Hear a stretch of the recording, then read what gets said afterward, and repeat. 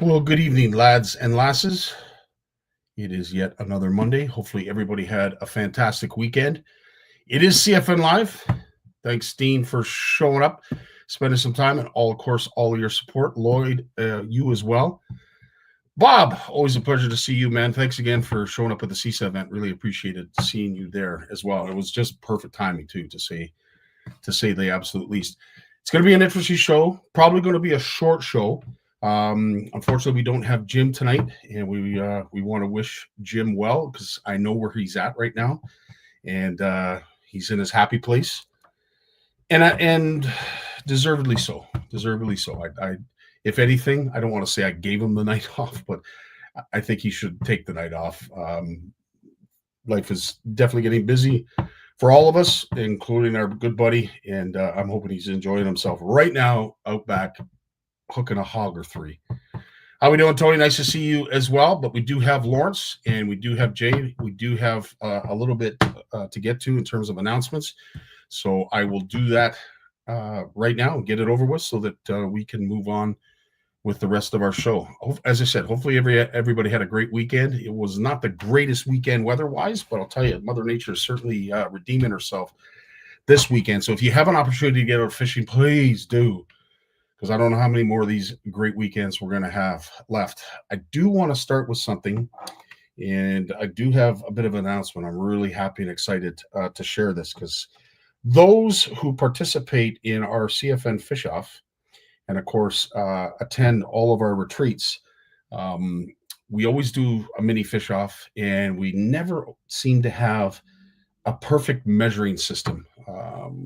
We rely on the lodges and the taped measuring sticks that they have at the on the side of the boat or on the seat or what have you.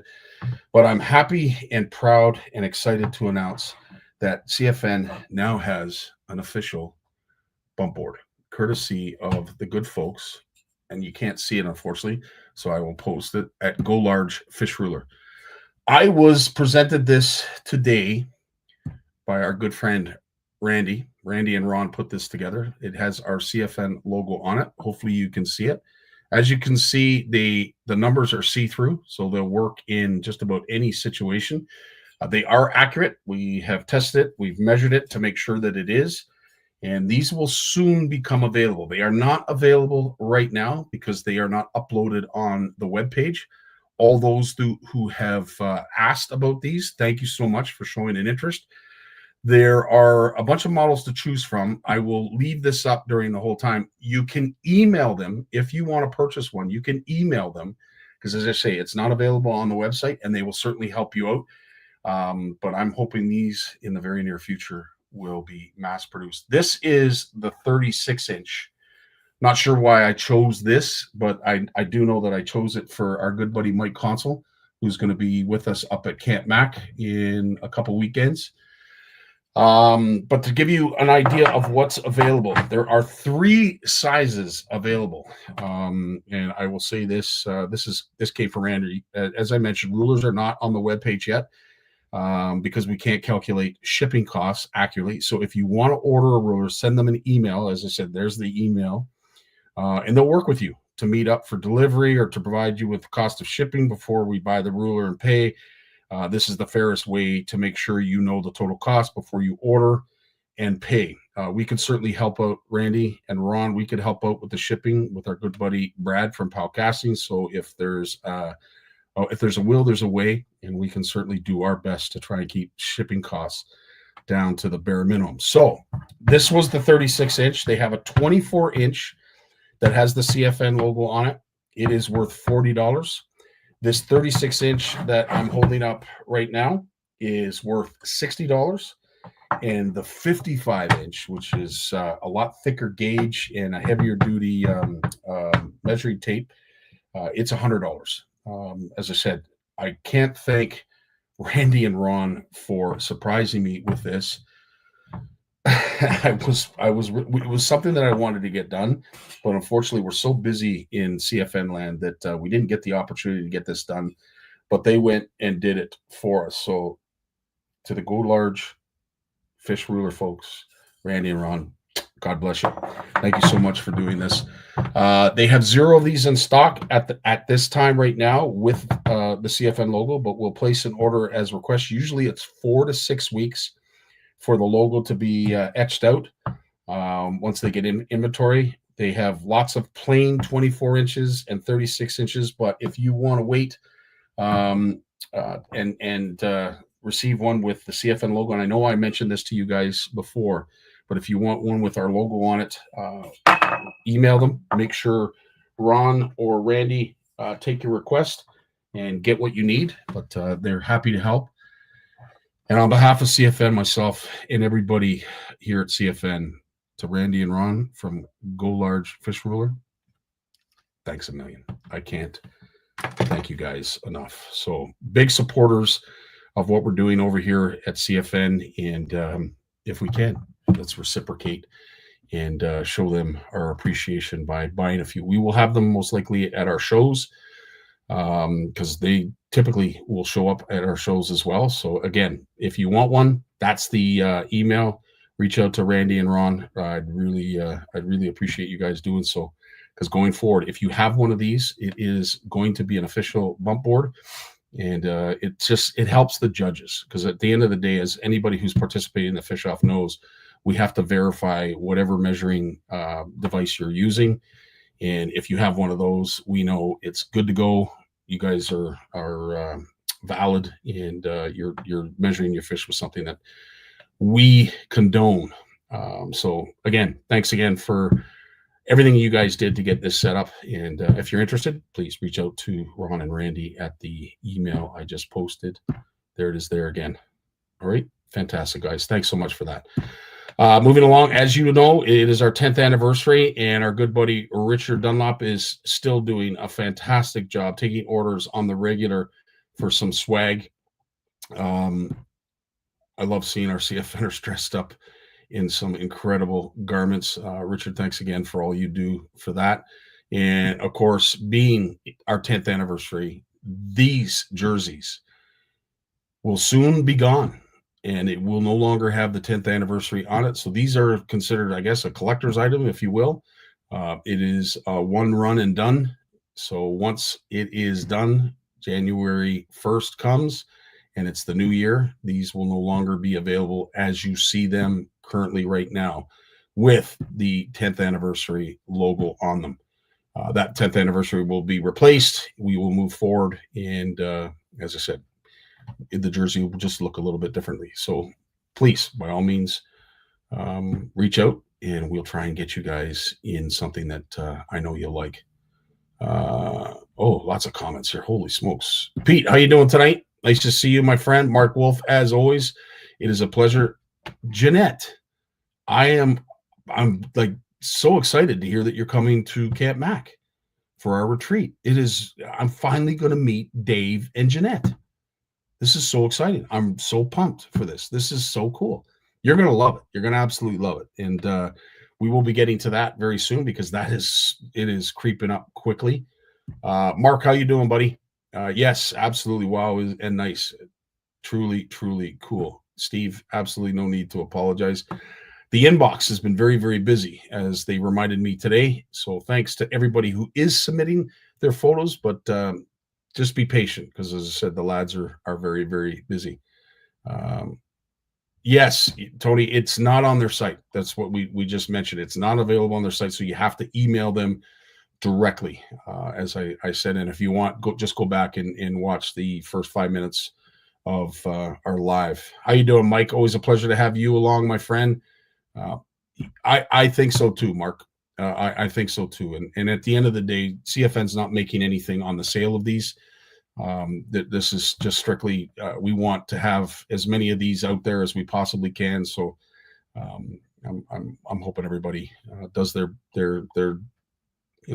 duty and gets one for them for next year. May, how you doing? Always a pleasure to have you. Steve, yes, sir. Nice to have you as well. Jim Fowler's in the house. Holy smokes, we got lots of you.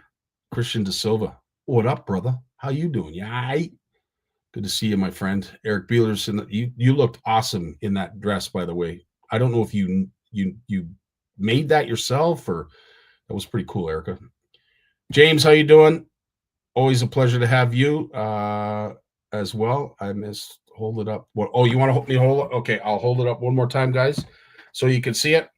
As I said, this is the official Go Large fish ruler, and that is our wonderful logo on the ruler. It starts at 6 because anybody who has done the fish off before knows that it has to be 8 inches or more to qualify.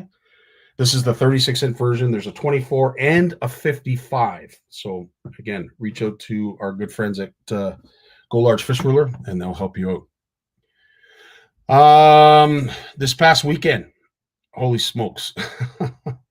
I was up at Matogamy. It was the MFN Fishing Fall Walleye Classic. Was not exactly what I would consider ideal conditions. Perhaps those who maybe like, bad weather. This was right up your alley. This was a grind. They had a pretty good pre-fish, not like at CISA where they were dealing with 7, 8, and 9 foot waves, but this kicked up on Friday. And as you can see, this pretty much lasted all day. It made it very, very difficult for the anglers, made it even more difficult for us volunteers to try and keep the boats off the dock. Because as you can see, the waves are pounding right up against that dock. So you got some expensive boats, and the last thing you wanted was any dock rash. So we did our best, but needless to say, it was a grind. But I desperately want to thank everybody at Matogamy First Nation, all of the volunteers, Jess, Christelle. There's a whole host of characters that really came together and put this event on. And what an ending! What a conclusion! We actually had to change a rule and the method of posting weights simply because they've never had a weight that close. They've never had 2 weights that close. So I'm announcing, they need 8.67 to take first place, when in actual fact, I needed to add a 0.1 to make it official. So the one bag, David Grad comes up. You have Alex and Guillaume up on the hot seat. David Grad comes up with his partner, Steve. They weigh in 0.66. They needed 0.67. It was 8.66. So they lost by 0.01. And right away, everybody in the audience says, well, if it's a tie, if they needed 0.67 to take the lead, then 0.6 means that it was tied. We had to change that. So in the equation on the Excel document, Christelle actually had to add 0.01 on top of whatever the difference was in order for this happening next time. So it created a little bit of controversy. It was extremely exciting, the ending, simply because you had 2 weights that were 0.01 away from one another. But congratulations to Alex and Guillaume for winning. They managed to take it home. But to David and Steve, holy smokes, guys, you made that probably one of the most exciting events I've been a part of, to see the final weigh-in, simply because the weights were so darn close. It was really, really fun. But yeah, they again, great event. They fed us really well. I probably put on an extra 5 or 10 pounds just because of my time at Matogamy. But it was well worth it. And as I said, it was just great to be a part of what I consider some pretty unique anglers, some pretty unique tournament anglers, where they do support and care for one another. And that's, these days and times, that's rare. And it's always fun to be a part of that. Now, going forward, of course, our tournament's going to be coming up next. Looking forward to having Christelle down with us to help us, because she's certainly done her fair share of tournaments, and we value her input simply because she's done it. She's made her mistakes. She's ironed out the bugs, and she's seen what works and what doesn't work. So it's awesome to have her down there. Again, this will be coming up. The pre-fish actually starts on Saturday. So this coming Saturday, the pre-fish, I have to go through all of the rules for the CFN fish off, because we're going to be using Angler's Atlas as our guide to implement all of the catches and declare a winner. So I'm working feverishly with our good buddy Mike Consul, who is going to be joining me tomorrow for Tourney Tuesday, because we have a whole bunch more prizes to give away for the CFN fish off. So all those who have been listening along, participating. We've got even more stuff to give away tomorrow, and I can't thank the folks at Shimano enough. These guys right up here, hats off to Shimano. God bless you.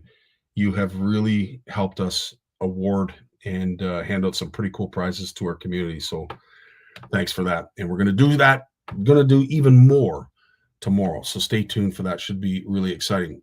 For those that are coming to our event here at the North Shore, this is where it's going to be held. We do have an expo. I was talking to Bruce Downs from Big Ugly Baits, and of course Adrian from Adrian's Custom Tackle. They're going to be joining us, as well as Brad and Steph. They're going to have Pal Castings, Pal Plastics, Firebrand. There's going to be a lot of interesting and really cool stuff available up there. So if you are up in the area, if you live in Spanish, or you were thinking of taking a trip, by all means, head down to the waterfront at the Spanish Municipal Marina, and catch all the action. We're going to have food. We're going to have fun, fish, and it's just going to be a lot of fun. We're going to absolutely enjoy ourselves doing this. And then right after that, again, I have to remind you, we have our OFC Nation retreat, and it starts on the 24th. So it's the Wednesday that it starts, goes till the 28th. You can come up on Wednesday. You can come up on Friday. Mike is working very, very hard right now to fill cabin 5. That's the only cabin that's wide open. So if you're someone that doesn't necessarily appreciate shared accommodations, cabin 5 is wide open. So please get a hold of Tracy and Andre and make sure you get your butt booked in a bed. And in case you need just a little more to, put you over the edge, take a look at this promo video. And there's a place that I've dreamed of, where I can free my mind. I hear the sounds of the season and lose all sense of time. Feels like we're in a dream, you know what I mean.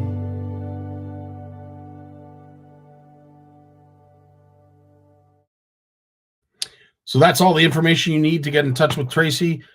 There's the website, the email, and of course the phone number. If you are interested in joining us the week of the 24th to the 28th, please, we'd love to have you, love to see you, and love to share in some fun, because it's definitely fun. And also, we're going to be awarding either a Stella Stud or a Stella Queen. One is up for grabs at Camp McIntosh. Really looking forward to it. Should be a lot of fun. We've got our good buddy Lawrence Gunther coming up right after a word from our sponsor.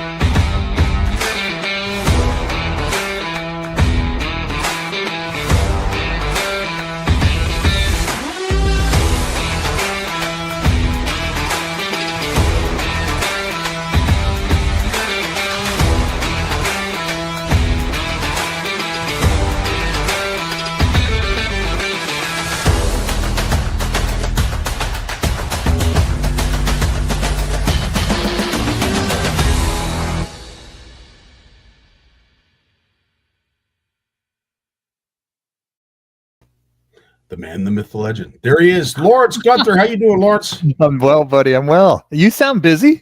Oh, buddy, I'm telling you, this was the gauntlet of heck that I was worried about. It started with CISA 2 weekends ago.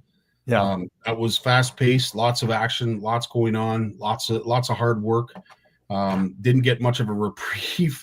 Because as you know, the CFN Fish Off wrapped up, and then we're now up in Matagami last weekend.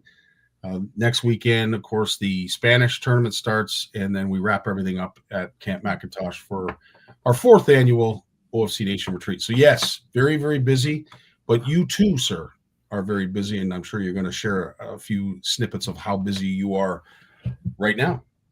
Well, just usual working here during the week with the team, and then 4 days up, three. Try to get 4 days every week, or at least three, up at the center, working on projects up there, getting things wrapped up there for the winter, and things are coming together, my friend. It's the list is getting shorter. Could it be? Could the to-do list for the new Bluefish Center be getting shorter? I don't know. Maybe I just haven't taken time to add to the list lately, but it seems like it's getting shorter. Well, needless to say, it's great news, and I know how excited you are to finally open the doors and crack a bottle of champagne on its christening. But this is going to be something with the amount of work that you've put into this research center and everything that it's going to be accessible to for those who visit it. Mm-hmm. Dude, hats off to you, man. Fantastic work. I tell you, we're so lucky. We're so lucky. The property, is just so wonderful. And I was thinking the other day, how I love paddling on a windy day and just hearing the waves lapping up on the shore. And that's my sort of reference point, whether I'm out my little electric boat or my kayak or whatever. I just follow the sound, that line of sound drawn in my mind by the waves on the shore. And then, the other day I was just walking under the pine trees on the property. We have like 1,300 feet of shoreline. And again, the wind's blowing and I'm under the trees, but I'm just following in my mind that sound of the waves rolling up on the shore beside me as my indicator, and I'm just walking and walking and walking, just, having a beautiful stroll. Dogs are running. I'm not even, I don't care. I'll find my way back as long as the wind doesn't drop off. I hear you. Yeah. And it was extremely windy up where we were on the Friday at Matog. I'm not sure what it was like down here, but I would imagine it was pretty windy as well. Storms were rolling through.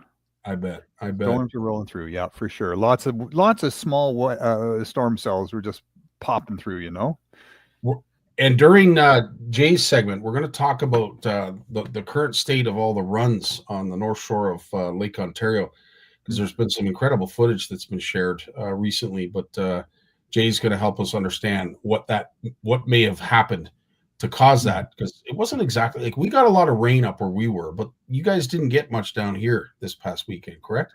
No, it wasn't so much down like in Ottawa, but I'm 2.5 hours north of Ottawa, right. and we got a one dump, but that's it.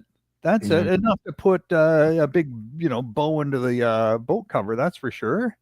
But just the one. It fine. We needed it though. Things were so dry up there. 100%. There's been a fire ban up there for a month now, and it's nice to see a little bit of moisture coming in. 100%.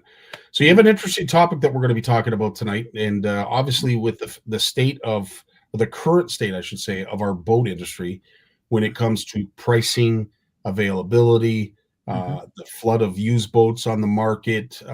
Maybe folks are looking for a more reasonable option.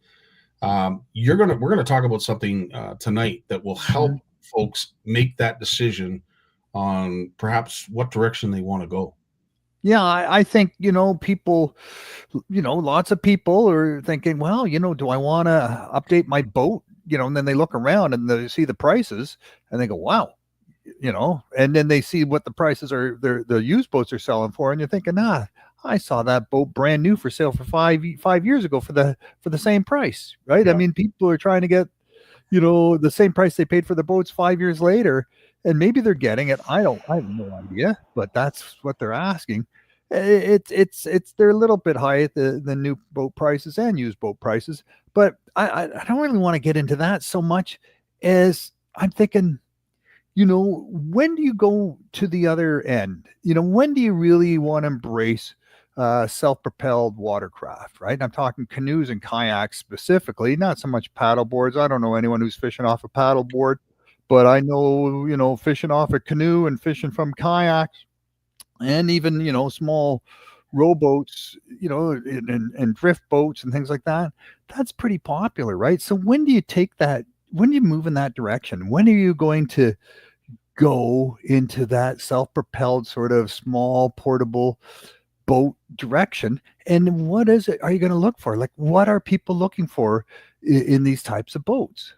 So it's interesting. It's interesting you asked that. I think traditionally we've always sort of looked at rowboats and canoes and then kayaks as a means of not being self-propelled. They would be human propelled. A kayak was always something that you got in and you had a paddle and you did your thing. Now you're getting on them as opposed to in them because you're now sitting above them. And with technology absolutely going wild in the fishing industry, with live scope and everything else, you see the amount of options to propel your kayak. And I would have to say, hands down, I don't think anybody would argue this point. Kayaks right now are leagues ahead of any other sails, in my opinion, when it comes to watercraft. They're being bought up, they're being pimped out, and they're getting a lot of accessories that are being made available for these things. So what used to be just strictly a paddle, now you've got pedal drive and these electric motors. Not to mention, the Minn Kotas and the Garmins and what of the world. Now we have trolling motors on these things. So these flotillas are becoming almost better set up than basic runabouts. Oh yeah, and twice the prices of a 14-foot aluminum, right? With a tiller.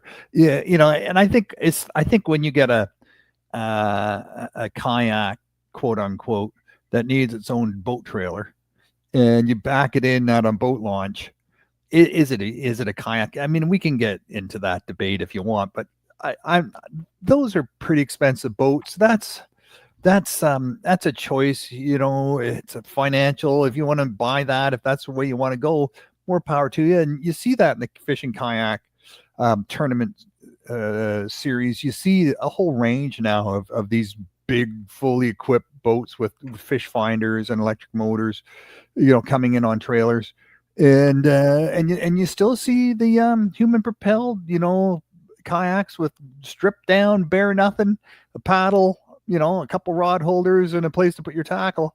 And you see those that are competing right alongside. It's kind of weird, right? It's like having a bass boat and a 14-foot aluminum tiller fishing in the same tournament together. 100%. Mark brings up an interesting fact here.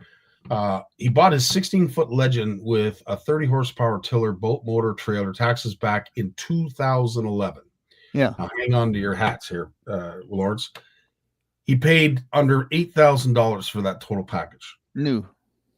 Yeah, I don't know. I would imagine it was new. Yes. Yeah. I would imagine it was new. Yeah. Probably that would be about the new price back then.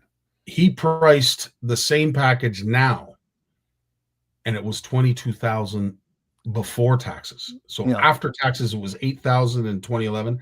Before taxes, it's more than doubled in price. That's insane. Yeah.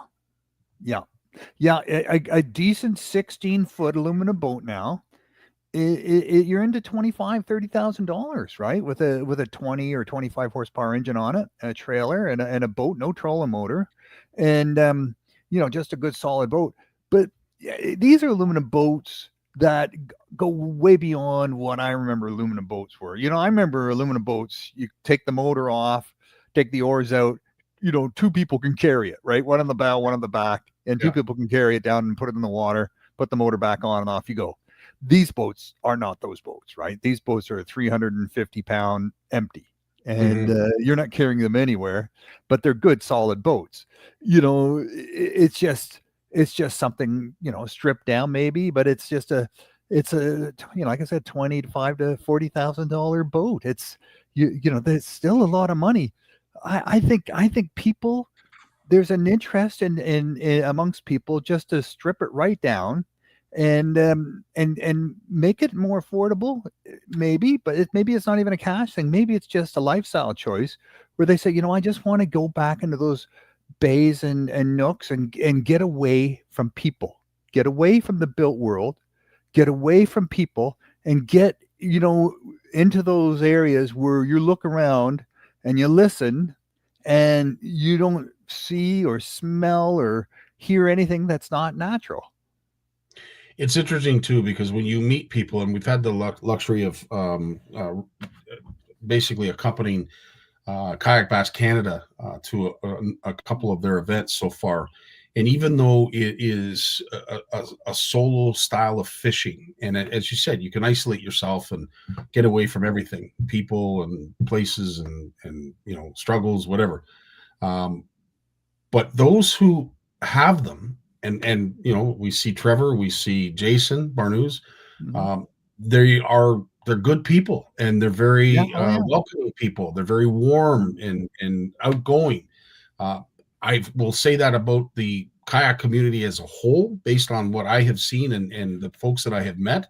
So even though they have solitude fishing on a kayak, nobody right now, in my opinion, in the industry is building community better than our kayak allies. And I think Yeah. it's an awesome industry.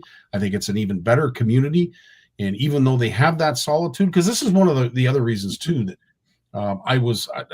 maybe I was thinking of getting one, but I thought I like fishing with people. I don't want to fish by myself. And Mhm. I will say, based on what I have seen with some of the events that they hold, it is quite the contrary. They build community. They have a fun time together. And even though their fishing might be individual, it isn't for the entire course of the day. So I think it's cool. Yeah, I took part in a number of kayak fishing tournaments over the years. There was one in particular. It was a 2-day tournament on the Rideau River, and we'd get 40, 50 people, boats, showing up for that. Prize money was pretty good, and like I said, it was a 2-day affair. But on the second day, by 10, 11 in the morning, it was a Saturday. You start on Friday, finish Saturday. On the Saturday, the river was full of big boats, big, and I'm talking big boats, right? Like Yeah. wake boats and things like that on the Rideau River. It's just remarkable the size of boats people run up and down that river, and it made it almost unfishable out of a kayak. When you got a 2 foot, 2.5 foot wake rolling at you, and three in a row, and every 10 minutes, that just gets annoying. It just gets annoying. You just want to go back and say, I'm done for the day. Thank you. I'm done. This is not, I'm not having fun anymore. And in this end of Ontario, there's lots of lakes that get a lot of boat pressure on the weekend, and it starts after brunch, right? And you see these boats come out to play. And so you got to get out early, really early to beat that, and or go fishing late. And it can be a little bit more dangerous. But then if that's the case, maybe you should be thinking about a canoe and getting into some gear, lightweight gear, where you and another person can take that canoe, go down a lake, portage, go into another lake, portage again, go into another lake, and no one's following you there with anything motorized. And then you've got, like I'm thinking Algonquin Park, there's a lot of opportunities like that. And then you're into some really unique fishing territory where you're encountering fish that maybe even haven't seen fishing lures. That's a different world. You're 100% right. And that's the thing that I think is going to really help drive that industry even further to what it is right now, is the ease for getting into some of those back lakes, some of those untouched lakes. And let's be honest, there, as you just said, there's a bunch of lakes out there right now that I can think of off the top of my head that no fish have even seen a lure, let alone anything else. And there is a lot of untouched water in Ontario and across Canada for that matter. So again, kayaking, I see it sticking around for a very, very long time. I do not see it leaving anytime soon or just becoming a fad. It's not that. It's gone beyond that. And right now, I would like to say that the kayak industry is actually molding, or at least having more of a hand in the molding of technology than any other aspect, in my opinion, especially here in Canada. When you see, the motors, when you see the electronics, it's quite something. And the fact that you can deck out a kayak with just about everything you can put in a boat truly is something to be amazed at. It's with the lithium batteries, the lightweight lithium batteries now, and it's incredible, right? It's incredible the things you can bring in and put on your boat. Now, if you're going on a 2 or 3 day trip off grid, a lot of that electronics becomes meaningless because, you got to you can bring batteries, backup batteries, and they're not cheap once you're into the lightweight lithiums. So, and then you think, well, do I really want to haul out stuff that, I can't carry this stuff that's not going to be any use to me halfway through my trip? Or do I just leave it behind now and say, okay, we're going to go old school? Another, option I've done is I've taken rafts down stretches of the Ottawa River to parts of the Ottawa River, and they're not that far from Ottawa, where you cannot get to those shores by land. It's private, or there's just no roads. Yeah. And it's private, or it's crown. There's just no roads. There's no way to get boats in there because you're talking about 3 or 4 sections of rapids to traverse before you get to these sections of the river. So no power boats are going to end up down there. And even for a canoe or kayak, you got to be pretty good to get something like that down these. The only way you can really go down there, unless you're a really skilled kayaker and you're in one of these closed kayaks, is in a raft. But once you're down there and you're in the raft, then fishing it's extraordinary. 100%. Mark Wolf brings up something too that you'll appreciate. Ever hear of a porta boat, Royce? It's a folding boat. The one I have folds up like a paddleboard, but unfolds the equivalent of a 14-foot aluminum boat. It only weighs 95 pounds and can take a 10 horsepower motor. I have a 7.5 Merc outboard on it. I strap it to the roof of my racks on my truck, and it takes 15 minutes to put together. So that is a really awesome option. Oh, yeah. I got one. I had my first porta boat in 2006. They've been making them for longer than that. And they're made in California. They have a flat back, a flat transom. A transom board pops in there. Like I have a 12-footer, 3 seats, and I can put up to a 6 horsepower on mine. I just run it with an electric or just the oars. Quite often, just the oars. And but definitely with an electric and a lithium motor now, it's beautiful. You can carry the motor in one hand, the battery in the other hand. Your balance, you got maybe 30 pounds in each hand, and the boat itself, like my 12-footer weighs 69 pounds. And Jeez. I got the porta boat wheels that pop on the back corners. So you can just basically lift it up at the bow and just roll it behind you like a shopping cart, and just roll it down and to wherever you want to go, pop it in the water, pop the wheels off, throw them under the seat, bolt your motor on, and you throw your battery in there. And the nice thing about these porta boats is they have flat bottoms and the sides come straight up. They have a bow. They have a bow, but for little kids, the sides are 24 inches high. And the bottom is 48 inches wide. Yeah. And for smaller children, they can stand right up against the gunnel and fish, straight down below the boat, and they're not going to fall in. It's very comfortable to walk around in. The bottom is a little bit squishy, but once you get used to it, you realize they don't rock. They don't rock back and forth like a regular aluminum boat. They sort of suction onto the surface of the water. They're incredible boats. The Japanese Coast Guard uses them for rescue. Really? Yeah. Wow, that's fast. Well, yeah. I didn't even know that. Mark says he uses it for exactly the reasons we're describing. It gets into those remote lakes, and as Erica has mentioned, there's probably a few record fish back in those remote lakes that we're unaware of. But you think about it, the amount of water that is available to us folks in Canada, and I would say maybe what would I be wrong to say about 10% of it is fished hard, and the rest is virtually untouched, or do you think it's higher? I'm told that between the North Shore of Huron over to Superior and Sault Ste. Marie, just anything north of the Trans-Canada within a kilometer is unfished. It's just, and there's just lake after lake after lake after lake after lake, and none of it's being fished because they're between communities. No one's stopping on the side of the highway.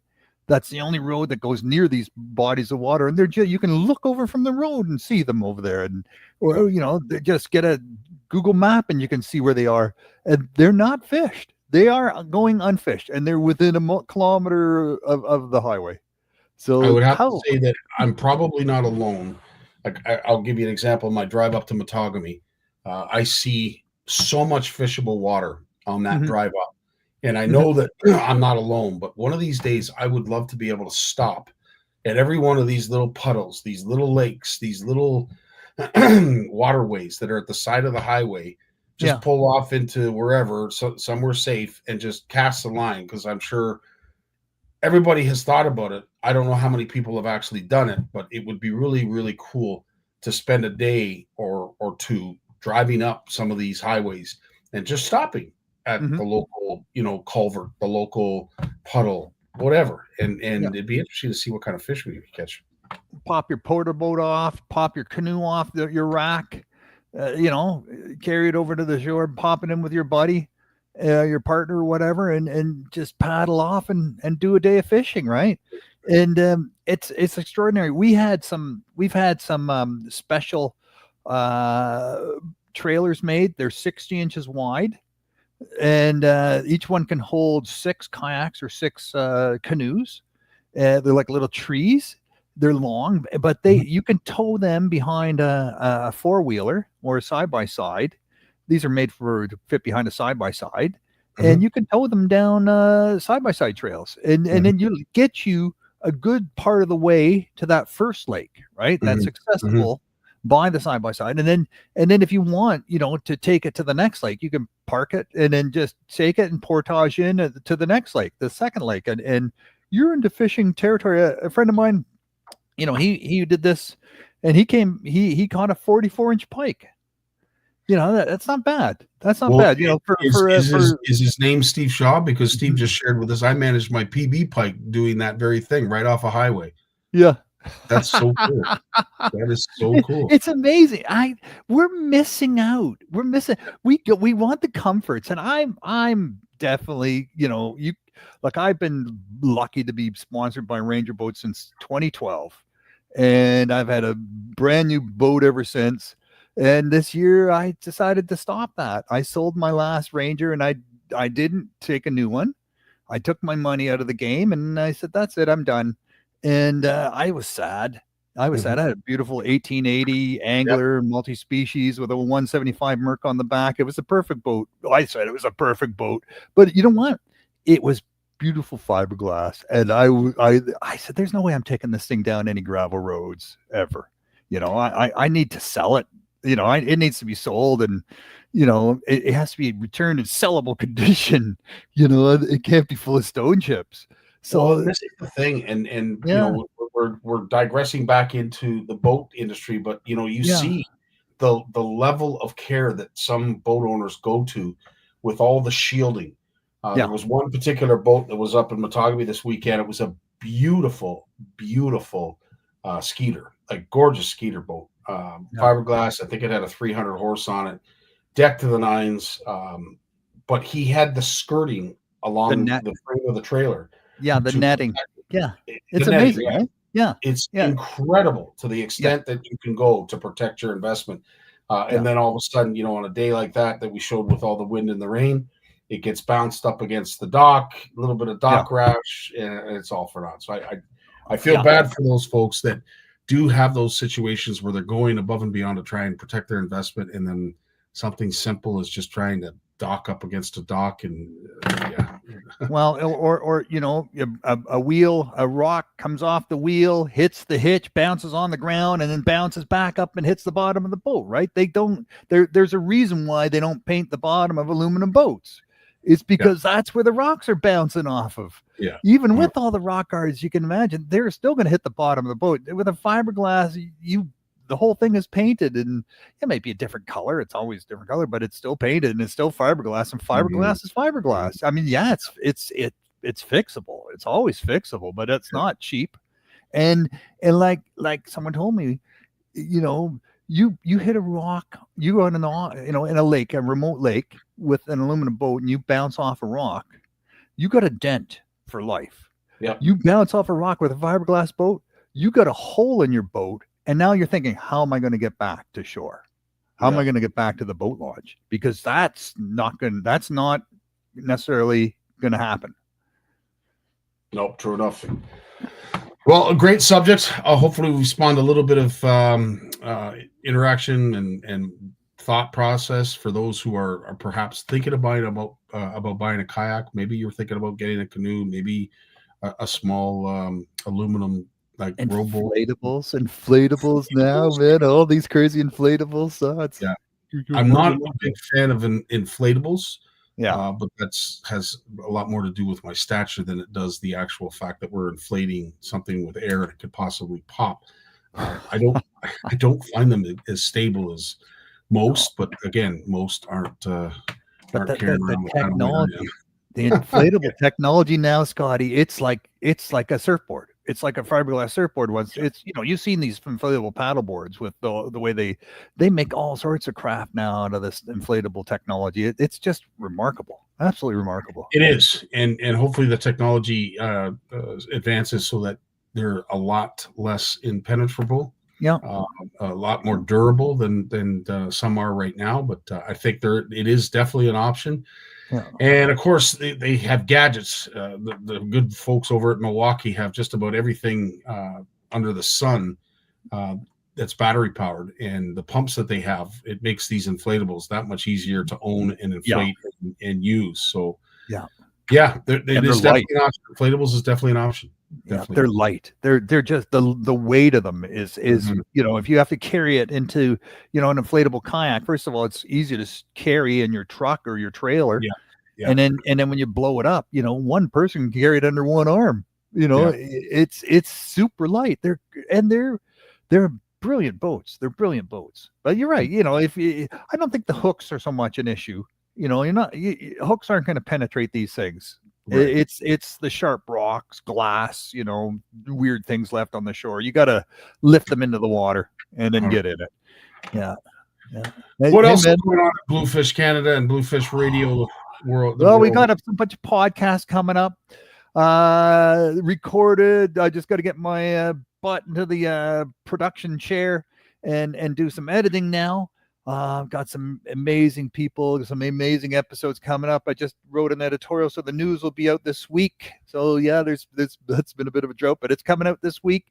I just heard from my friend, Dr. Chris Harvey Clark out Dalhousie University, Director of Animal Research.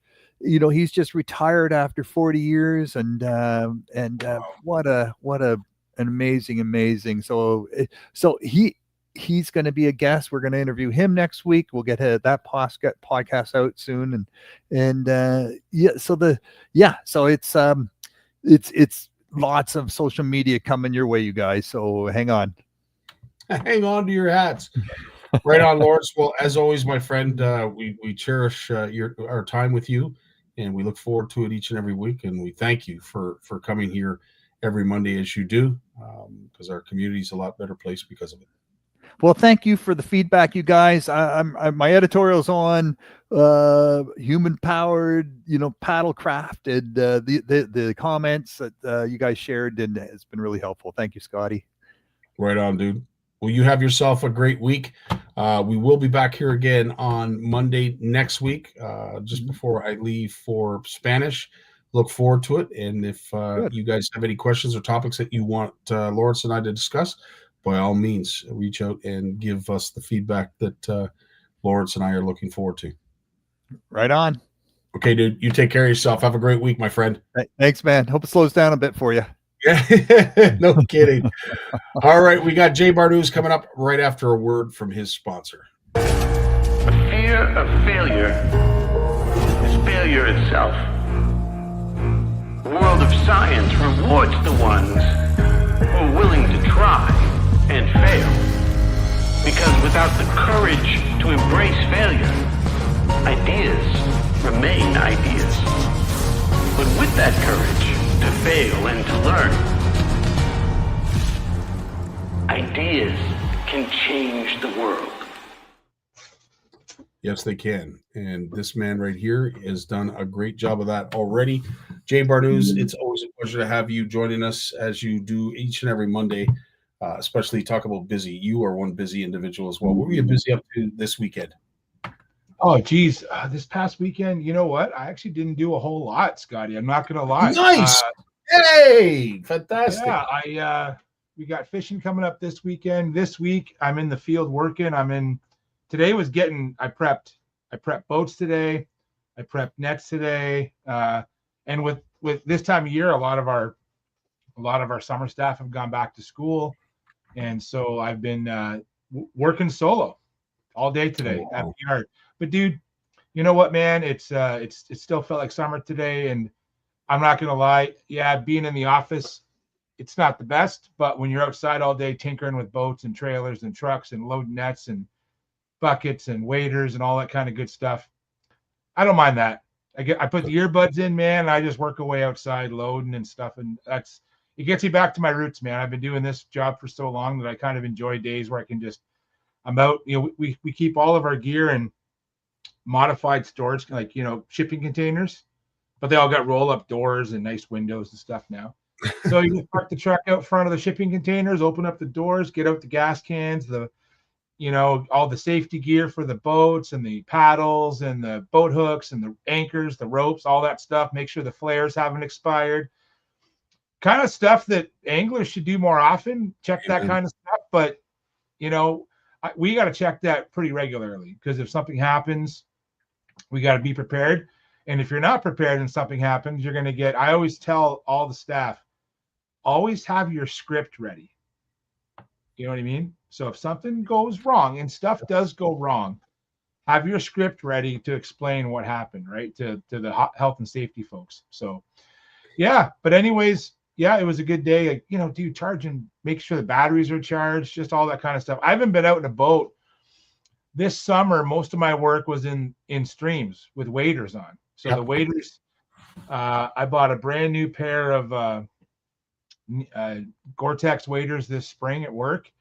And I'll be honest, I will put in one season wear and tear on waders that probably the average person takes them years to put on one season. But my waders, and they're still holding out strong, so they're good. It's been yeah, dude, it's been a good summer. It's been busy with work, and I talked to you pre-show about the drought. Like, the drought has been hard on lots of things, but for me, it's kept me busy because we had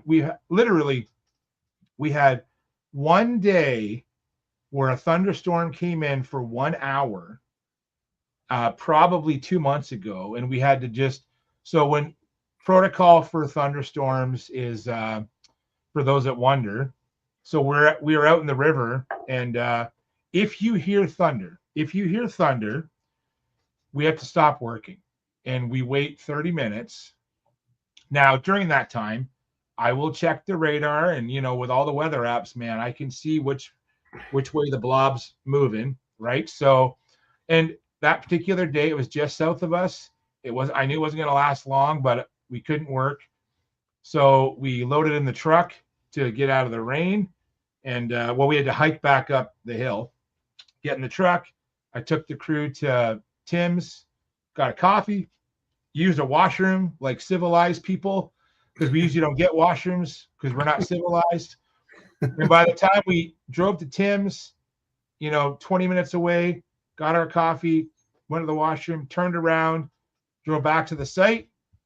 Storm was gone, and that was it. And then one day last week, we got that rain on Friday. Was it Friday? Yeah, it was Friday. Yeah, I'll talk about it. Yep. And that was the day I was supposed to do everything I did today.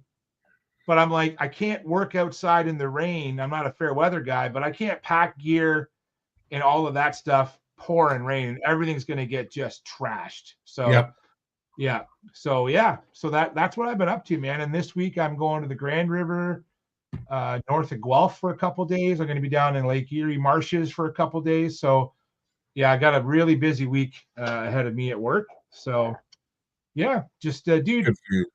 So, Yeah. Speaking about weather, of course, Yeah. I shared this during Lawrence's, or before Lawrence's segment in the beginning, and this was what we were facing up in Matagami on Friday. And I want to say it pretty much did this all day. This was the heaviest band of rain that came through during the tournament. Made things awfully ugly and difficult for our anglers. But needless to say, you guys didn't get that rain like we did. And what I find so odd, and Jay, I'm hoping that you're going to be able to explain it to us tonight, but I'm seeing, and this is incredible footage. This is Bowmanville Creek. This is Droneswick Drones that took this shot. Absolutely incredible content, incredible footage. But look at all the fish. Like what created this run? Because it certainly wasn't rain from what I can gather. Well, let me show you. So, because you asked me pre-show, how did this happen, right? So I'm gonna put a link in the chat. Okay, so I use an app called River App, and I'm gonna share my screen. And I do this all the time. We're at work. So this is the Ganaraska River, and this is above Port Hope. Okay, so in the app the River app that I use, it actually takes all the Environment Canada stream gauge data for all of the stream gauges in Canada. And what I do is I can actually create favorites. See the little heart there? This is a screenshot, so this isn't the app itself. But you can go in and set it up for all your favorites. And for someone like myself, both at work and at play, I'm always on the water. And this River app, now I have the paid version. It's not that much. I think it's $30 a year. Yeah, you mentioned that. It seems very reasonable. It's very reasonable. So this is, now I wasn't aware that the Ganny got all this rain, but here's what happened. So you can see my hand here and my cursor. So right before, and I like to talk in cubic meters per second. So some of these apps will use in stage height or meters, but it's not always depth of water. Okay, it's called stage height. But I like to use in flow in meters per second. So that's volume of water. So we think of it like a pipe. Okay. Yep. So the diameter of the pipe on this would have been on September 3rd. Yeah, September 3rd, right here was about 2 CMS. Okay. And then you can see here where the rain came and it left. And then this is the fallout. Then another storm came and it left. And then the big one came. And this is the Ganny. Okay. And this is only a few kilometers above Port Hope. So the pipe itself went from just under 2 CMS in 48 hours. It jumped up to 4.5 CMS. So the pipe went from this to almost 3 times the water coming through it. Now, once the pipe drained, here it's coming off now, and this is what brought those fish in. I'm going to guarantee that's what brought those fish in. That pulse of water. This isn't a big pulse of water for the Ganny. In fact, quite often this time of year, you'll see flows upwards of 10, 15, 20, 30 CMS after a big rain. But everything's so dry that even after a good rainfall, the water table, the land itself is so dry, it's going to soak it up first. And we won't see a lot of that extra runoff until the land itself soaks up the water. Does that make sense, Scotty? Makes perfect sense. And we see that down here a lot in the September, October period. I noticed that a lot of the anglers are dying to get out steelheading, and we just don't have enough rain. Now we've had rain. We might get an inch or two of rain, but if the ground is really dry, because we're in these base flow conditions, all the water table has to recharge. Everything has to recharge first before you're going to see that big pulse of water. Right. And then, but once everything gets saturated in the fall, then we start to see those fall rains tick that. This discharge here will slowly tick upwards as we get more rain through the fall. Right. But that's all it took. Now, we also talked about, there's a couple other things that work here. It is September. The fish are staging. We know that. We've seen guys catching salmon off the pier. They've probably been staging for about, I'm going to say at least 2 weeks. I was talking to Mark Penner today at Grimsby Tackle. He was actually going out tonight to do a little trolling and even a little casting down at Port Dalhousie. So the fish have been staging for a couple of weeks, and they've been hanging on those river mouths.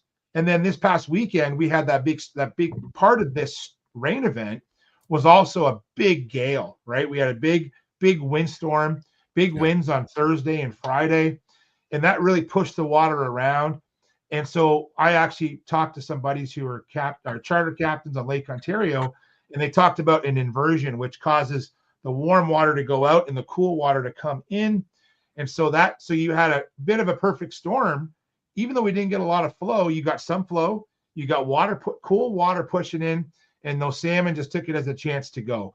And once they're in the river, they will stay. Now, you can see here why we're seeing so many fish, because we actually can see them. Dude, we're right back down to that base flow, right? Like we're just below 2. We're probably just ticking above 2 CMS there. Everything's so dry, it just went right back down, but those fish came in during that pulse. And that's basically how that went down. You can see here, I'm going to show you one more slide. Let's see here.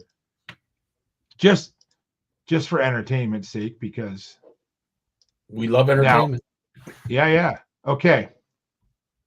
So here's the other one. This is Bowmanville. Okay. Bowmanville isn't as big of a pipe as the Ganney. Okay. The Ganney, where the station is set up, is at about 2 CMS before that storm. Yeah. Bowmanville is only at about 0.5. If anyone's been to Bowmanville, they know that it's a much smaller system than the Ganney. Yep. So its base flow is at about 0.5. There's the spike from the initial rainstorm, and it dropped quickly. And see, you can see here that the Bowmanville area probably didn't get quite as much rain, but it got the same storm. Also, another thing, the Ganaraska watershed is way bigger. It's a way bigger catch basin than Bowmanville.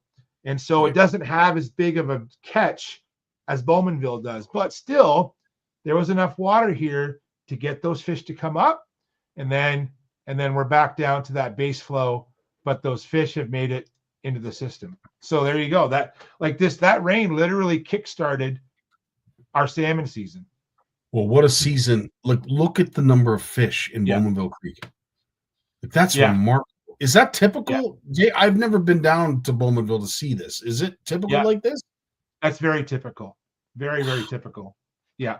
And now there's some years where that pulse of rain doesn't happen until late September, even into October. Like I can remember not getting big runs until closer to Thanksgiving, right? So, but it just tells you that by September, those fish are staging, they're ready to go, and that's the first cue they got. I don't see any rain in the forecast for the next while. So, those fish are in, they're there to stay. Now, those fish might not be able to get up the fishway very well, because if the water's not pumping out of that fish ladder, both at the Ganney and Bowmanville, they might have a hard time getting up. This is going to be a real test of the new regulations in Port Hope. This is just my opinion, because all those fish are there. And I know there's two sides to that this discussion, but there's been some complaints online this week about the smell already. But these fish will die after they spawn, and I think that the decision was made to protect that fishery, and it's a little of a shame for anglers, but we got to give things time to kind of show their colors and see what works and what doesn't work. And I'm hoping that these fish will get a chance to spawn, get up that ladder. And I know there's been some chats, and I've seen you participate in some, where we're seeing more and more natural reproduction happening. We'll never replace the stocking that goes on. The stocking is still the big driver, but there's lots of natural reproduction going on with salmonids, Chinooks, and cohos in these systems. So, well, I have to say, Jay, when you look at this footage, like, to me, this is just one water body. You mentioned the Ganney. There's so many others. But this is Bowmanville, and to your point, you're starting to see some dead carcasses over there on the concrete and what have you. When these fish do, if they don't get up the fish ladder, if they end up dying here at this pond, I can only imagine what that's going to smell like. And I dare say it won't be pleasant for those who live close to it. Yeah, I do hope that I don't want to see too many stories. I've already seen a few stories popping up, about people angling in the way they shouldn't angle. But anyways, that's very diplomatic of you, Jay. you know what though? if people haven't been to these places to see this happening, this is a great time to go. Take your camera, take your phone, and take your family and go check out these fish, man. Honestly, it is worth the drive to check these places out. I want to give a shout out actually. So in the chat is a Skylar Fisk. Skylar, I'm going to share a link in the chat. Skylar is the owner of Erie Creek and Tackle in Tillsonburg. Oh, and cool. Skylar's a buddy of mine. He opened a shop there a few years ago. He tailors to all the local fishing that goes on here, and especially steelhead and salmon in the local rivers. And also a lot of walleye anglers are going, like when you drive down to Burwell, a lot of anglers go right through Tillsonburg. So he's right on the way. Oh, and a cool. big shout to Skylar. And actually not just if you're in Tillsonburg, he has an awesome online store. And even living in Delhi, which is 15 minutes from his shop, I still use it sometimes because I see he's got what I need and I'm going to go get it. So shout out to Skylar, man. And I know the CFN loves to promote local shops. 100%. And big shout out to Skylar for basically, and Skylar's a great source of information, great networking with Skylar if you want to find out what's going on locally with the fisheries. So yeah. So awesome stuff, Jay, as always. I know we've talked about this at verbatim, Jay, but an observation was made this weekend when it comes to forward-facing sonar. The good folks up at Matagami, they decided to implement a pro division and an amateur division, and the amateur division was classed as not using forward-facing sonar, whereas the pro division was using forward-facing sonar. Yeah. The results were very, very intriguing because after day one, the top bag that came in was around 10 pounds. I want to say it was like 10.04. The Jinkersons brought that in. The top bag in the pro division was double that. It was 20 pounds and 20.0 whatever. So when you see that, you obviously right away see that forward-facing sonar is making a difference. Whether we want to embrace it or shun it or not talk about it, the results are in the pudding. You see it. But the amateur division actually had more boats than the pro division. So I'm beginning to wonder if the industry as a whole, because we have now saw the announcement that Bass came out with, Bassmaster came out with. Yep. I'm not sure. I haven't looked at all the details because I've been busy, but I've heard there's a coin flip involved. There's potentially that, some bodies of water are going to have it. Some bodies of water aren't going to have it. But it's that teetering right now. What are we going to do about forward-facing sonar? Based on what I saw this weekend, it is definitely a discussion that needs to be had at a much higher level than here, because I think there's an outcry from certain people that are saying it's really hurting our industry. It's really hurting tournaments. And then again, we have CISA, where every boat had it, and there was no complaints about, like, it's just there's becoming such a divided line when it comes to this technology, and I don't know. I don't have an answer. I don't have a dog in the fight, but I certainly listen to both sides. I'd love to hear your take.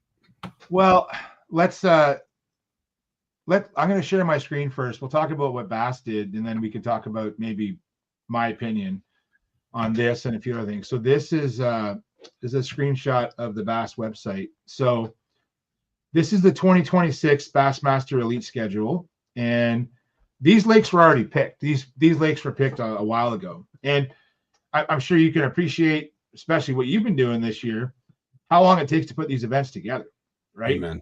We're talking 18 months to 2 years for some of these events to come to fruition. Mm-hmm. And now it's not so bad at some of these locations like the Tennessee River in Knoxville and maybe Lake Murray, South Carolina, where they've had lots of events like this before. But, some of these places are new and we're not sure, not new. They've always had tournaments there, but not in recent years. Like Arkansas River's one. The Pasquotank River was last year, which is a new spot. So I'm glad they're going back there because that was an interesting tournament. So what Bass did this year, and I don't know if this is good or bad, and they did this to kind of keep things, I'm going to say, fair.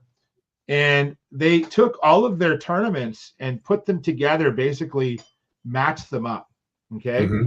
And they literally did an online coin flip, which, tournament location 1 gets forward-facing sonar or location 2. And this was the result of the coin flip. These are the ones with the FFS beside that will get forward-facing sonar. And versus MLF, which allows forward-facing sonar, but they do it in periods like hockey. There's 3 periods in the event, and you have to pick which period you can use your forward-facing sonar, which I thought was actually a pretty cool idea. And then when you're not using it, they have a special cover that goes over it that you can't, so you don't have to take it off your boat, but there's no way you can use it with the cover on. Mm-hmm. And they have marshals in the boat to make sure that happens, right? The MLF has scrutineers in the boat to make sure that does happen. So that's a good way of doing it. This is what Bass chose. And I don't know if I like this or not. And this isn't me saying, am I pro forward-facing sonar or not? I'm just not sure if this is the way. To quote one of the podcasters this week, there's already so many variables in fishing that we can't control, and now we're deciding things on a coin flip, And I'm not sure how it sits with me. So we're going to see how this plays out. Like, I think some of these rivers or these locations, most of them are rivers, I think a lot of them were like a good mix of Arkansas River was going to be a shallow water fishery. I know that the Pasquotank was shallow water fishery, so some of these Santee Cooper, a lot of these lakes are going to be very much not forward-facing sonar friendly, but then other ones like Lake Martin, Lake Guntersville, the St. Lawrence, obviously, very, very forward-facing sonar friendly. And so I'm curious how I was actually kind of hoping that the St. Lawrence was going to be no forward-facing sonar, just to see how that went out. You know what I mean, Scotty? Like, yeah. Look at the smallmouth anglers and how much they rely on forward-facing sonar. I'm not saying they needed to catch fish, but it would be an interesting twist to see that place without forward-facing sonar. It would be. So Steve put something in the comments here. I didn't realize this. I'm learning along with all you folks. If you are following the latest updates from Bass, but they will not be able to use them during practice. Yes. Now this is interesting. At the end of the day, we had a discussion up at Matagami, excuse me, with actually quite a few anglers, and it was I guess it was what I felt. Going forward, if in fact a decision is made that is drastic enough to eliminate forward-facing sonar from tournament play, I could honestly see tournaments going down the road of saying, listen, before the tournament, during pre-fish, and pre-fish is only going to last 2 days now, or it's going to be a designated period of time, you can use whatever the heck you want. I don't care if it's underwater cameras, underwater drones, forward-facing sonar, this, that, and everything else. But come tournament day, all that stuff is shut off. To what extent, I don't know. But I kind of get the sense that we might be going down that road. Do you agree, Jay, or no? Yeah, I was thinking about that. In another interview that I was listening to was talking about how, we can use underwater cameras during practice, right? And we see a lot of anglers using that. Gussie's always using his AquaView during practice, and it's great. You can look when you get now. Just hanging an AquaView in the water is not easy. Like, to be able to line it up with your drift to show those big smallmouth. Like, the field of view on these things is not that far. Like, it takes there's a skill to it. The fact that they can and the fact that you're using it in practice, you're giving up some practice time to use a camera. A camera takes a lot of work to use it properly, but it's allowed in practice, and it's not allowed in the tournament, though. So I'm curious if that will happen, Scotty. If we're going to see with some of the high level tournaments, where forward-facing sonar will not be allowed during practice, or sorry, during the tournament itself, or alternate the days. Like, there's ways, but I almost think to make it kind of straightforward is just to not use it during the tournament, but use it during practice. Find your fish, check your spots with it. A lot of anglers now, like last year, anglers had them mounted on the transoms, right? Yep. And they were driving down the lake just like side scan, but scanning with forward-facing sonar out to the sides while they're idling and seeing fish. And, so that's great. That's a great way to eliminate water, cover water, find fish. But once you find them, then, and then during the tournament, you should maybe not use it. Maybe that, and I'm not saying I'm against it. I'm trying to find a way here to navigate how we should deal with this technology, right? So I would hazard a guess to a certain extent, and there'd be some anglers that say, well, you're not exactly right, Scotty, but it is a good point you bring up. Yes, we are able to see fish that we've not been able to see before. It has certainly opened our eyes to what's going on, below the boat. But what I heard this past weekend at Matog, and I also saw it with my own eyes at the CSA event, is how long anglers are chasing fish when they use the term boxing fish. And the reason is they're looking at their live scope, they're feathering whatever presentation it is, and they're just constantly trying to put it in the face of the fish so that they'll just simply turn around and gulp it. I don't believe with 2D sonar or anything previous to forward-facing sonar that you would see an angler spend as much time targeting a fish. And it almost is to their detriment, because by the time they either catch it or the fish swims away, 45 minutes has gone by. And I don't know if, as efficient as these forward-facing sonar units are, I don't know if in this case it's doing the anglers any benefit. It makes me think about like steelhead in rivers, and like Scotty, you've been out there, like especially Ganaraska in the spring, right? You can have a pool of rainbows, and you can see them. Like it's almost like they're suspended in the air. Like the water's clear, the water's low. A lot of them are drop backs, and they're all sitting there. And you can actually like drift your presentation through the school, and you have this like a little fly or a little single egg, and you'll see the fish, and then they'll see your presentation, and they'll go like this, and they just go right back, right? And it makes me think about how anglers will spend so much time trying to catch a fish because they can see it. And I think that's what we're seeing with forward-facing sonar is anglers are getting caught up in chasing down these fish or boxing these fish when those fish are not interested. We've all done it. We've all been fishing and we've seen a fish. I don't care whether it's a trout or a walleye or a largemouth. We've seen it. We've tried catching it, and it is not interested. And once in a while you can force feed it, but normally they're not interested. And anglers do waste a lot of time chasing fish now with forward-facing sonar. And it's up to the anglers now, and we talked about this on the last show about understanding fish behavior and being able to interpret, is that fish interested or not interested in your bait by how it's reacting to your bait. Yeah.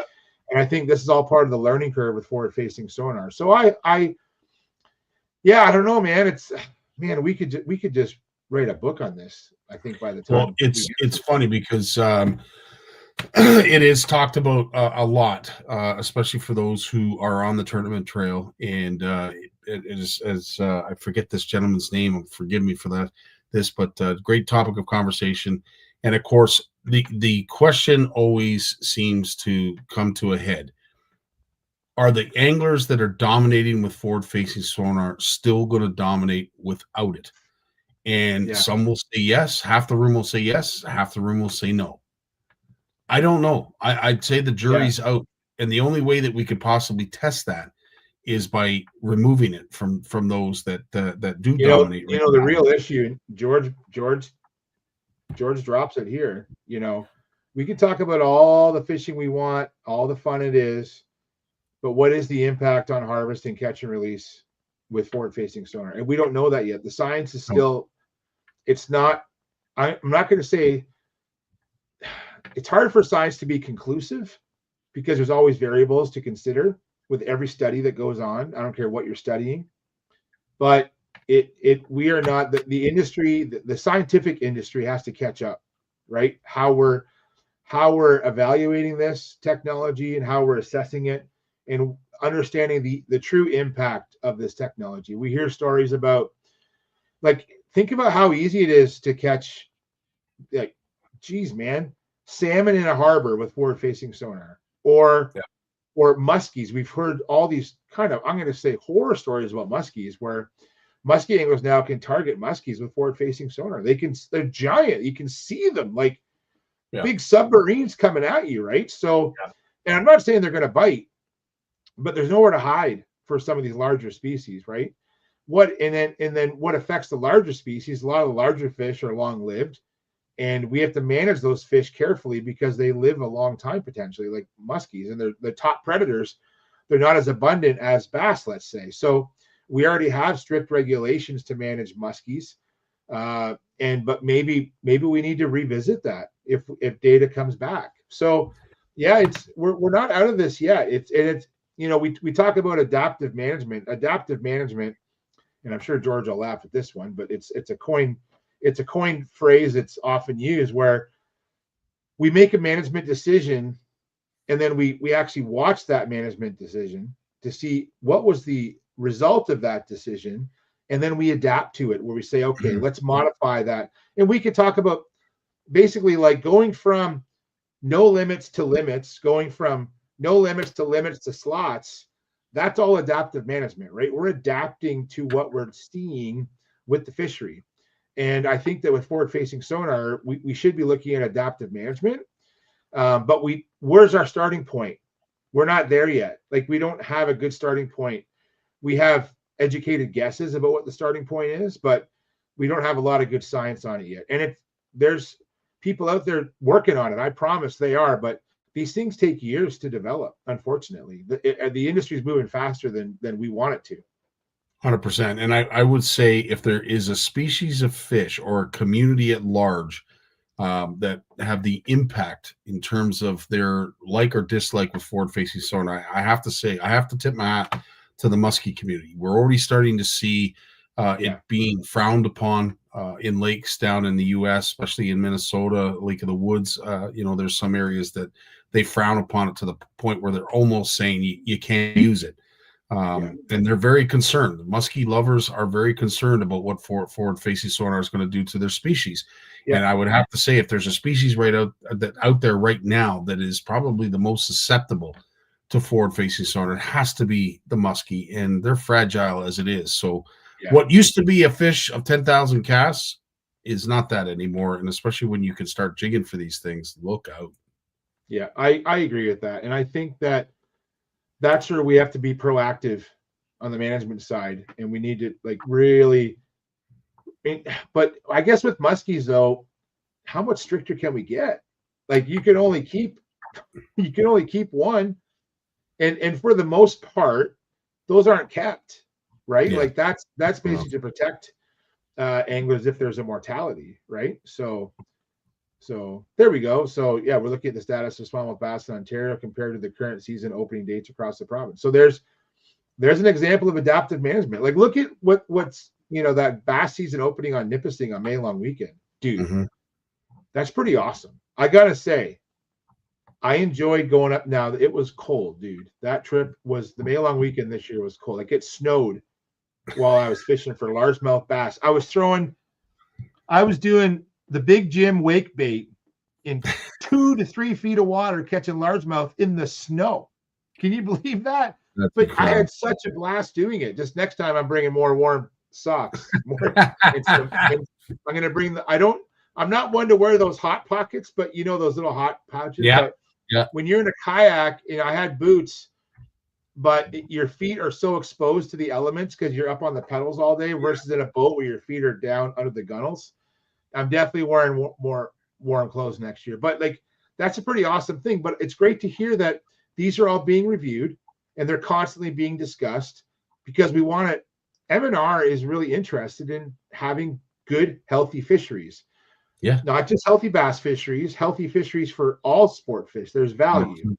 100%. And, Richard, and I know that they're reviewing it, and that's great. Thanks, George, for that update. That's fantastic. You bring up a great point, Richard. And I think of the Bay of Quinte, and most, I would say most charter captains, guides down in the Bay of Quinte, purposely will not target fish past 40 feet. That seems to be the threshold. And you do know that there's fish that are a little bit more cooperative deeper, but you don't have the luxury of knowing that they're going to survive if you catch them. So I believe most charter captains adhere to that 40-foot rule. But still, barotrauma, it will still happen with a fish that's in 10, 13 feet of water. Yeah. So there's no guarantee, but you're right, Richard, when this is what happened, and I'll be specific because it happened in the NOWT.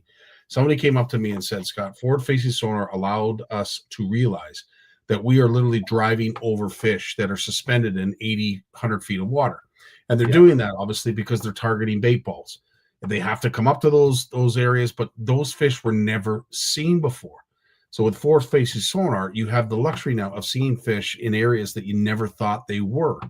So hopefully, you're able to target these 30-inch plus walleye in shallower water, but not necessarily. And it's no different than the muskie. They become fragile fish because of how deep we're targeting them. So yeah, no, I appreciate you bringing that up, George, Richard. And I love this. Just starting to design a questionnaire for Muskies Canada members on the use of their opinions on forward-facing sonar. I love this forward-thinking approach, George. That's awesome. Yeah. Oh, George, November smallmouth, it's definitely on the hit list because I know Trevor's birthday is on November the 4th, which is like prime smallmouth. And some of those small lakes up there, they are so, we got to be careful going on the water in November in a kayak, granted. But some of these small lakes up there are pretty small. They don't get blown out with big wind. Definitely thinking about doing a trip up there this fall. So I might even be doing a little scouting while I'm heading up to Spanish. Just saying. So, get my lay of the land. I haven't been up that way, Scotty, in a long time. So I'm going to get my lay of the land up there this year. Well, I can honestly say I haven't been up there other than the one time that I met my good buddy Danny Bacon. But I will say this: you'll be overwhelmed at the facility, at the size of the property, and Jay, as our fish measure and all around fish care expert, I think you're going to be impressed at the size of walleye, the quality of walleye that are going to be brought to the weigh scale. But again, the other thing I want to mention too, we're hitting it at a great time because folks that know and are spending time on the water, the walleye are starting to come in. They're a little early. But they're starting to show up in areas that they should in October.